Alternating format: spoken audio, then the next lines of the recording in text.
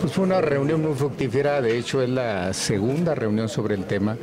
En la primera vimos, en primer lugar, qué es el presupuesto base cero. Estamos de acuerdo en que no es un nombre feliz porque no partimos de cero, sino que más bien hacemos tabla rasa lo que tenemos hasta ahorita para hacer costeos, ver beneficios y un análisis costo-beneficio que nos permita ver qué programas se quedan, qué programas se van, cuáles están duplicados, cuáles son programas fantasmas, es decir, que están en el presupuesto, en lo que llaman la apertura programática, pero que no tienen ningún presupuesto y que ya dejaron de cumplir su función. Esos programas fantasmas van fuera. Los programas que son históricos o que son compromisos legales, pues esos no se pueden mover, no podemos poner la deuda en cero, ¿verdad?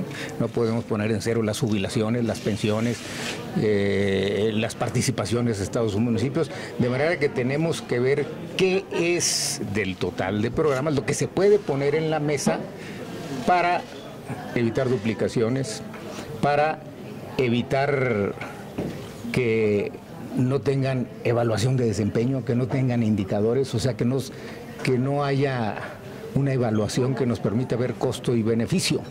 Esto implica también ir generando una cultura de costo y beneficio en quienes hacen los presupuestos.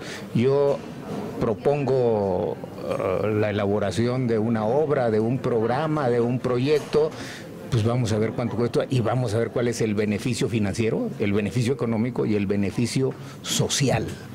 Pero también no hay que perder de vista que tenemos objetivos claros, objetivos concretos que están en el Plan Nacional de Desarrollo y hay que ver en qué grado cumple cada uno de esos programas con esos grandes objetivos.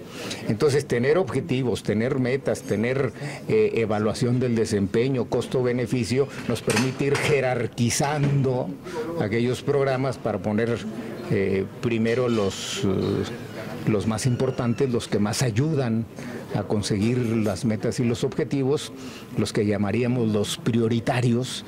Entonces, ir jerarquizando del más prioritario al menos necesario para que, al decir estos son los ingresos con que contamos, podamos decir aquí trazamos la línea divisoria y estamos seguros de que aquellos programas con los que nos quedamos son los que más beneficio le rinden a la sociedad y son los que más nos ayudan a cumplir con estos grandes objetivos del Plan Nacional de Desarrollo, que son un México próspero, es decir, que haya más crecimiento, más empleo, un México incluyente, que incluye el combate a la pobreza, un México en paz, ahí entran todos los programas de seguridad, un México con educación de calidad, es decir, si el gasto en educación realmente está generando calidad o no está generando, como nos hemos encontrado en estas cifras que nos han dado en los últimos días, y un México con responsabilidad global, es decir, qué estamos haciendo en el área internacional y si efectivamente estamos teniendo un papel más importante, más protagónico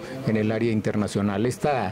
Tener como punto de partida estos objetivos, estas metas y estos análisis, pues nos permiten tener un presupuesto moderno, un presupuesto donde uno diga vale la pena gastar en esto porque nos está ayudando a conducir el país por donde la nación quiere. Senador, ¿qué perspectiva hay para el próximo año? El especialista ya señaló ampliamente que no se espera un aumento explícito en los ingresos, por lo menos en términos de ingresos petroleros, que la cosa va a estar dura en los próximos por lo menos 3-4 años.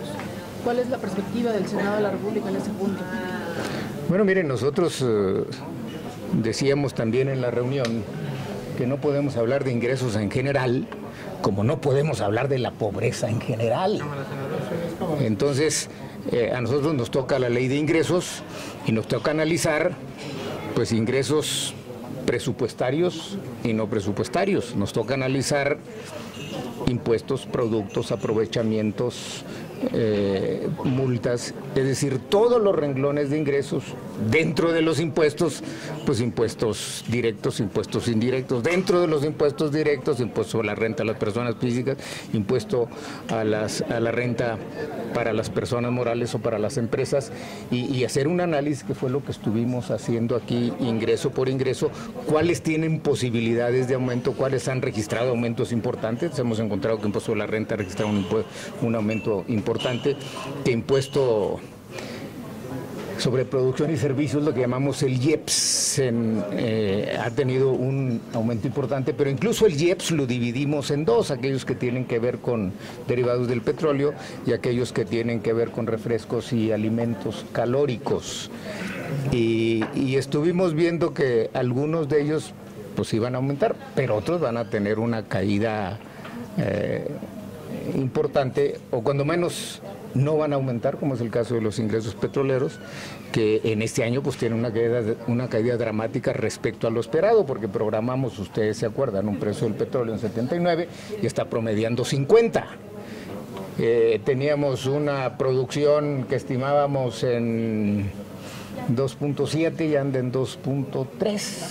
Entonces esa caída en precio, esa caída en cantidad, pues nos ha significado una disminución importante. De ahí que se hiciera el primer recorte preventivo, porque en un mundo tan volátil, pues es muy difícil predecir desde tipo de cambio, tasas de interés, precios del petróleo, evolución del Producto Interno Bruto. Todo está cambiando constantemente, de manera que por eso se anunció una disminución preventiva de 124,000 millones de pesos, y se está anunciando otra disminución preventiva para el 2016 del orden de 130,000 millones de pesos. Algunos están preguntando, ¿y con esto alcanzará de acuerdo con las estimaciones? Y algunos han hecho cálculos, pero también nos dimos cuenta aquí en la presentación de que son cálculos que se están olvidando de otros factores. Por ejemplo, siempre hablamos de los ingresos petroleros como si todo fuera venta de crudo al exterior. No, los ingresos petroleros incluyen exportaciones e importaciones. Y estamos exportando petróleo crudo, sí, pero estamos importando gasolina. Y no solo gasolina, estamos importando gas y estamos importando petrolíferos. Tenemos que poner todo en la balanza y ver cómo se mueve cada uno para tener un cálculo más preciso. Y tenemos que incluir otro factor, que es el tipo de cambio, que si está subiendo el valor del dólar con respecto al peso y tenemos deuda externa en dólares, pues eso nos afecta también el costo financiero. Y muchos de estos elementos no se están tomando en cuenta, y es importante y así lo dijimos, tener un enfoque de equilibrio general para ver cómo se mueven los diferentes tipos de ingresos, los diferentes tipos de gasto, los diferentes tipos de deuda, y así tener una estimación global general y no salir con esta cosa como aumentó la pobreza. Pues ¿cuál pobreza? La alimentaria, la educativa, la de salud, la de vivienda, la multifactorial, la laboral. Bueno, es que es la pobreza. No es la pobreza. Alguien que se dedica a eso no puede hablar solamente de pobreza. Tiene que especificar qué tipo de pobreza. Alguien que se dedica a las finanzas públicas, pues no puede hablar más de ingresos y de gastos y de deuda. Tenemos que ver qué tipo de ingresos, qué tipo de gasto, qué tipo de deuda, en un balance general, en un equilibrio general, para poder emitir opiniones sensatas. Senador, ¿considera que en este momento el Coneval esté siendo inexacto o mal su trabajo? Lo dijo usted con base en una frase de un boletín de prensa, pero en general ¿usted considera que no hay los especialistas con nivel para tener esta función? ¿Eso es lo que nos está tratando de decir? No, yo lo que estoy tratando de decir es que tenemos que ser específicos, uno, y dos, que tenemos que ver la metodología. Me dio esto, ¿y qué usaste? ¿Una encuesta o usaste un censo? Porque hay una gran diferencia entre censar, ver uno por uno, y hacer una encuesta, un movimiento aleatorio, donde aquí en el caso de la pobreza es muy importante, pues sí está bien construida la muestra, porque precisamente los lugares a donde llegan los programas son los menos accesibles, es donde se encuentra la gente en mayor grado de pobreza, y si es una encuesta, pues hay que ver en qué medida se incluyeron esas regiones inaccesibles, o el encuestador, por no ir hasta allá, pues no los toma en cuenta. ¿Está cuestionando el trabajo del...? No, estoy preguntando porque yo no conozco todos los datos. El boletín de prensa que nos entregaron es un boletín, para decirlo menos, impreciso. El dato duro es que en Chiapas aumentó la pobreza y en Oaxaca aumentó la pobreza extrema, así lo menciona. Bueno, ahí usted me está dando otro argumento que fortalece lo que le digo. Ya no hay que hablar solamente de pobreza, sino también tipos de pobreza y dos, la distribución regional de la pobreza. No solamente por estados, como lo están haciendo, también dentro de cada estado y también por sectores, porque no es lo mismo la evolución de la pobreza, dicen ahí, y es lo que es de esperarse desde el punto de vista teórico, en el campo que en la ciudad. Entonces habría que ver todas estas diferencias para poder tener una visión clara de qué es lo que está ocurriendo y poder tener así un enfoque focalizado para ver hacia dónde dirigimos el gasto público, que es lo que trata de hacer presupuesto base cero. Vamos a ver dónde nos da mayor beneficio social la asignación de un peso de presupuesto.